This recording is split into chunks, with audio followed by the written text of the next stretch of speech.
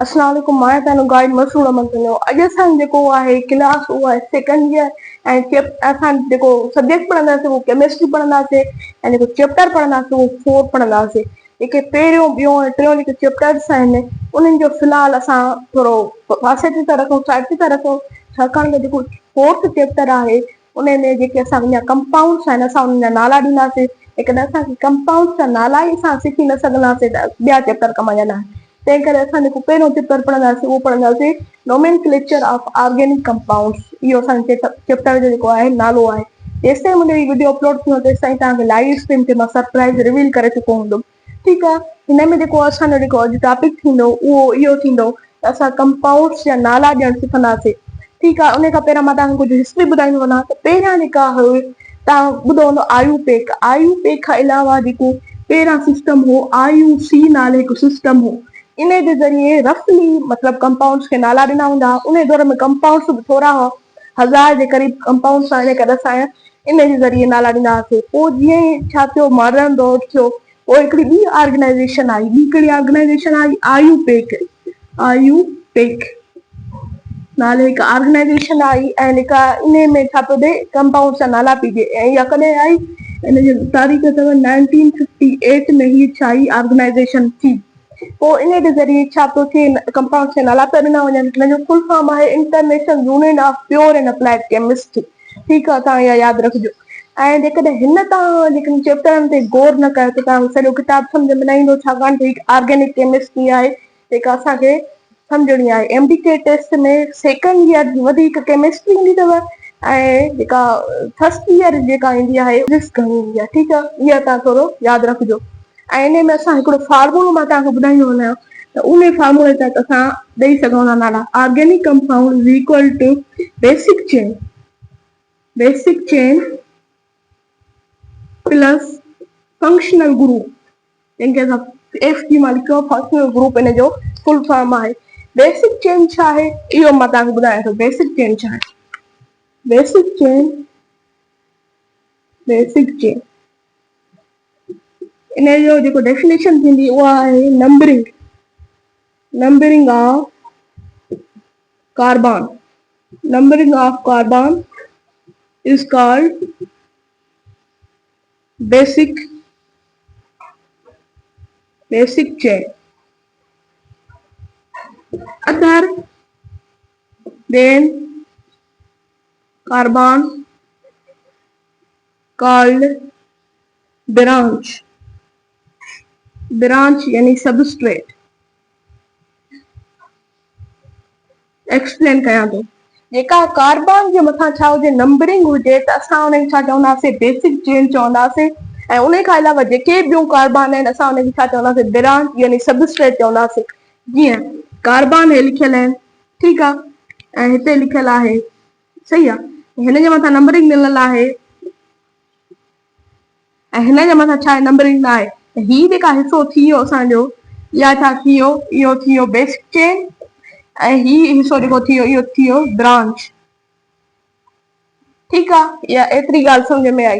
हाणे असां पढ़ंदासीं त हाउ वी कैन रीड नंबर खे असां कीअं पढ़ी सघूं था। पंहिंजा जेके नोट्स बुक अथव उन ते लिखो क्वेश्चन हाउ वी रीड नंबर। ठीकु आहे, इहो तव्हां लिखी छॾियो। उन खां पोइ इहा ॻाल्हि सम्झो, जेकॾहिं हिकु कार्बन हूंदो असां हुनखे छा चवंदासीं? मीथ चवंदासीं, मीथ। ऐं जेकॾहिं 2 कार्बन हूंदा त असां हिनखे छा चवंदासीं? ईथ चवंदासीं। 3 कार्बन हूंदा त असां हिनखे छा चवंदासीं? प्रोप चवंदासीं। ऐं जेकॾहिं 4 कार्बन हूंदा त असां हिनखे ब्यूट चवंदासीं, नॉट बट। के माण्हू हिनखे बट पढ़ंदा आहिनि पर हिनखे छा चइबो? ब्यूट। इहा हिन जी प्रोनाउंसिएशन थींदी। जेकॾहिं 5 कार्बन हूंदा त असां हिनखे पेंट चवंदासीं।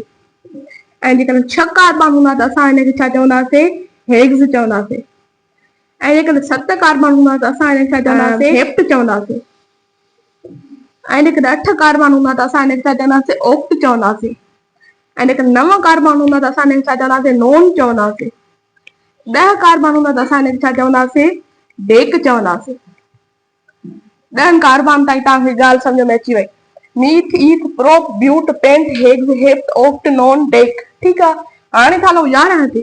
जेकॾहिं 11 कार्बन हूंदा त असां हिनखे छा चवंदासीं? अनडेक चवंदासीं। जेकॾहिं 12 कार्बन हूंदा त असां हिनखे छा चवंदासीं? डू डेक चवंदासीं। Do deck. 13 कार्बन हूंदा त असां हिनखे छा चवंदासीं ट्राइडेक चवंदासीं ट्राइडेक। ऐं जेकॾहिं 14 कार्बन हूंदा त असां हिनखे छा चवंदासीं ब्यूटाडेक चवंदासीं ब्यूटाडेक। ऐं जेकॾहिं 15 कार्बन हूंदा त असां हिनखे छा चवंदासीं पेंटाडेक चवंदासीं पेंटाडेक। ऐं जेकॾहिं 16 कार्बन हूंदा त असां हिनखे छा चवंदासीं हेक्साडेक चवंदासीं हेक्साडेक। 17 कार्बन हूंदा त असां हिनखे छा चवंदासीं हेप्टाडेक चवंदासीं हेप्टाडेक। ऐं जेकॾहिं 18 कार्बन हूंदा त असां हिनखे छा चवंदासीं ऑक्टाडेक चवंदासीं ऑक्टाडेक। 19 कार्बन हूंदा त असां हिनखे छा चवंदासीं नोनाडेक नोनाडेक। ऐं जेकॾहिं 20 कार्बन हूंदा त असां हिनखे छा चवंदासीं इकोसेन चवंदासीं इकोसेन। इहा ॻाल्हि इहे जेके असां नाला ॾिना आहिनि कार्बन्स खे इहे तव्हांखे यादि करणा आहिनि। पोइ तव्हांखे मां हिन जो फंक्शन ॿुधाईंदुमि कमु ॿुधाईंदुमि त इहो कीअं थींदा आहिनि। हाणे असां बेसिक चेन त पढ़ी आयासीं, हाणे पढ़ंदासीं फंक्शनल ग्रुप छा आहे। हाणे फंक्शनल ग्रुप मां तव्हांखे डेफिनेशन लिखाराईंदो पोइ तव्हांखे एक्सप्लेन बि कंदुमि। डेफिनेशन आहे atom are group of atoms which possess unique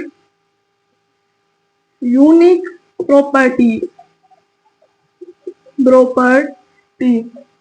हिकिड़ी ॿी डेफिनेशन बि आहे उहा बि तव्हां राइट लिखी छॾियो। इहा छा आहे लीडर ऑफ कंपाउंड्स हाणे छा आहे एटम हुजे या ग्रुप हुजे एटमनि जो ऐं उहो छा थो पॉसेस करे यूनिक प्रॉपर्टीज़ अहम जेके आहिनि ख़ासि जेके आहिनि प्रॉपर्टीज़ छा थो करे शो थो करे या पॉसेस थो करे। ऐं लीडर ऑफ अ कंपाउंड छा आहे लीडर आहे। लीडर छा हूंदो आहे जेको छा हुजे कंहिं ग्रुप खे लीड कंदो हुजे त असां हुनखे लीडर चवंदा आहियूं। त इहो छा हुजे कंपाउंडनि जो छा आहे सभिनी जो लीडर आहे। त हिकिड़ो मां तव्हांखे मिसाल ॾियां थो ठीकु आहे। जेकॾहिं घर में 4 भाती आहिनि, हिकु छा आहे पीउ आहे, ॿी माउ आहे, टियों भाउ आहे ऐं चौथी भेण आहे।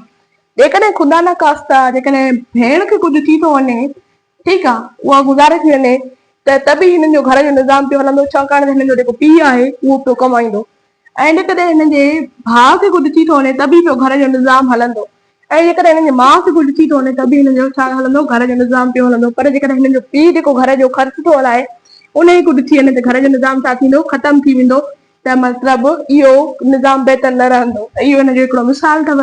ऐं ॿियो मिसाल मां तव्हांखे ॾियां थो ही carbon carbon carbon carbon OH ऐं ही छा आहे अल्कोहल आहे। जेकॾहिं कार्बन हितां हटी वञे त बि छा आहे स्टिल अल्कोहल आहे। ही कार्बन हटी वञे त बि स्टिल छा आहे अल्कोहल आहे। पर जेकॾहिं ही OH हटी वञे त हाणे छा आहे ही अल्कोहल न रही। त इन में साबित थियो त फंक्शनल ग्रुप जेको आहे इहो केतिरो ज़रूरी आहे। हाणे मां तव्हांखे ॿुधाईंदुसि जेके फंक्शनल ग्रुप आहिनि उहे तक़रीबन 12 फंक्शनल ग्रुप आहिनि। कुझु मां तव्हांखे लिखाराईंदो ऐं कुझु वरी पोइ तव्हांखे लिखाराईंदो। हाणे मां तव्हांखे कुझु फंक्शनल ग्रुप करे ॾेखारियां थो त इन में छा हूंदो आहे प्रीफिक्स ऐं सफिक्स। प्रीफिक्स छा हूंदो आहे प्री यानी फर्स्ट यानी जेको नालो हूंदो आहे उनजे फर्स्ट में कुझु लॻे त उनखे प्रीफिक्स चइबो ऐं सफिक्स यानी लास्ट में कुझु लॻे त असांजे जेको इंडो पाकिस्तान आहे उन में छा थींदो आहे प्रीफिक्स ते असांजो छा हूंदो आहे नालो हूंदो आहे ऐं सफिक्स ते असांजी छा हूंदी आहे ज़ात हूंदी आहे कास्ट हूंदी आहे सरनेम हूंदी आहे। ठीकु आहे इहो ई असांजो आहे। त हिते बि ईअं ई थींदो जीअं कंपाउंड आहे अल्केन ऐं हिनजी प्रीफिक्स छा थींदी एन थींदी ANE। सफिक्स बि छा थींदी ANE थींदी। ऐं स्ट्रक्चर जेको थींदो उहो सिंगल बॉन्ड थींदो सिंगल बॉन्ड। ऐं GF छा आहे जनरल फार्मूला हिन जो छा थींदो CnH2n+2 इहो छा थी हुनजो छा थी वियो जनरल फार्मूला। ॿियो आहे अल्कीन ऐं हिनजी प्रीफिक्स ENE ऐं जेका सफिक्स आहे उहा बि ENE। स्ट्रक्चर छा थींदो डबल बॉन्ड थींदो CnH2n हिन जो छा थी वियो जनरल फार्मूला थी वियो। थर्ड ते आहे अल्काइन त हिनजी प्रीफिक्स जेका थींदी YNE थींदी ऐं जेका सफिक्स थींदी उहा YNE थींदी। स्ट्रक्चर ट्रिपल बॉन्ड थींदो ऐं जेको हिन जो जनरल फार्मूला थींदो CnH2n-2 इहो छा थी हिननि जो जनरल फार्मूला थी वियो। फ़िलहालु एतिरनि जो त लिखारायव पोइ इनशाला अॻिते हली मां तव्हांखे ॿियनि जो बि लिखाराईंदुमि ॿिया फंक्शनल ग्रुप लिखाराईंदुमि। हाणे अचे थो बेसिक चेन ऐं फंक्शनल ग्रुप जो कंपाउंड खे नालो ॾियण में कहिड़ो रोल आहे। जीअं मां तव्हांखे फॉर्मूलो पढ़ाया आहिनि। ऑर्गेनिक कंपाउंड आहे उहो बराबरि आहे basic chain plus functional group. Basic chain असां था खणूं ईथ ऐं हिकिड़ो फंक्शनल ग्रुप आहे। फंक्शनल ग्रुप में हिनजी जेका सफिक्स आहे एन आहे ANE आहे। कंपाउंड कहिड़ो थी वियो ईथेन थी वियो ठीकु आहे। ईअं वरी हिते हुजे मीथ हुजे ऐं हिते हुजे ENE हुजे त छा थींदो मीथीन। ईअं असां कंपाउंड्स खे नाला ॾेई सघंदा आहियूं। जेकॾहिं मुंहिंजो तव्हांखे केमिस्ट्री लेक्चर पसंदि आहे त मुंहिंजे लेक्चर खे लाइक कयो, मुंहिंजे चैनल खे सब्सक्राइब कयो। अल्लाह हाफ़िज़।